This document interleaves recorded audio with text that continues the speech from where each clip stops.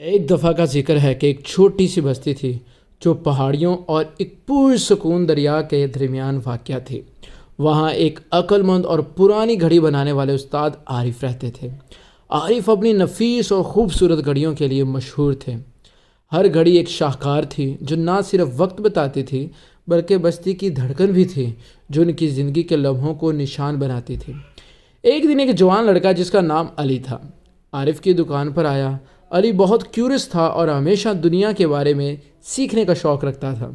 اس نے عارف کی عقل مندی کے قصے سنے تھے اور وقت کی اصل اہمیت کو سمجھنا چاہتا تھا۔ استاد عارف، علی نے شروع کیا، لوگ کیوں کہتے ہیں کہ ایک وقت بہت اہمیت رکھتا ہے؟ یہ تو صرف ایک ٹھک ٹھک کی آواز ہے نا ایسے؟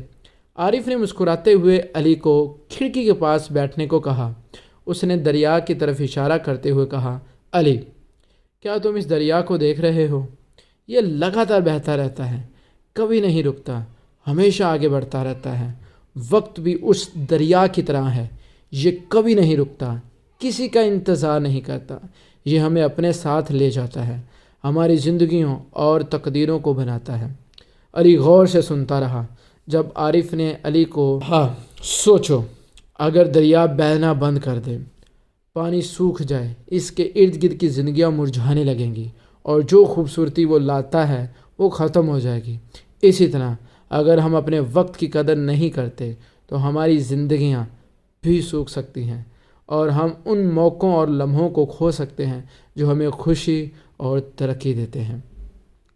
عارف نے پھر علی کو اپنی دکان کی ایک کونے میں لے جایا جہاں ایک پرانی دھول سے بھری گھڑی رکھی ہوئی تھی۔ یہ گھڑی، اس نے کہا، میرے دادا کی تھی۔ یہ بہت سالوں سے نہیں چلی لیکن اس کی میری زندگی میں ایک خاص جگہ ہے۔ یہ مجھے ان لمحوں کی یاد دلاتی ہے جو ہم نے ساتھ گزارے، ان سبقوں کو یاد دلاتی ہے جو مجھے میرے دادا نے دیے اور ان کا پیار جو انہوں نے مجھے دیا۔ وقت، علی، صرف موجودہ وقت کے بارے میں نہیں ہے، یہ ایک پل ہے جو ہماری ماضی، موجودہ اور مستقبل کو جوڑتا ہے۔ علی کی آنکھوں میں سمجھ کی چمک آئی۔ اس نے سمجھ لیا کہ وقت صرف ایک ٹک ٹک کی آواز نہیں ہے بلکہ ایک قیمتی تحفہ ہے جو ہماری زندگیوں اور یادوں کو بناتا ہے۔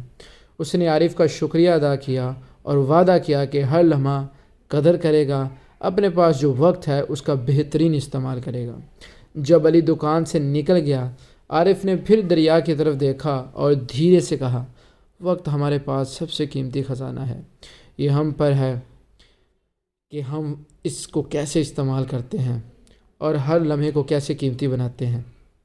اور اسی طرح بستی پھر سے پھلتی پھولتی رہی، اس کے لوگ وقت کی اہمیت کو سمجھتے ہوئے پرانی گھڑی بنانے والے استاد اور لگاتار بہتے دریا کی عقل مندی سے رہنمائی حاصل کرتے رہے۔ اور اب آپ کا ٹائم ہے کہ آپ اپنے وقت کو کس طرح استعمال کرتے ہیں؟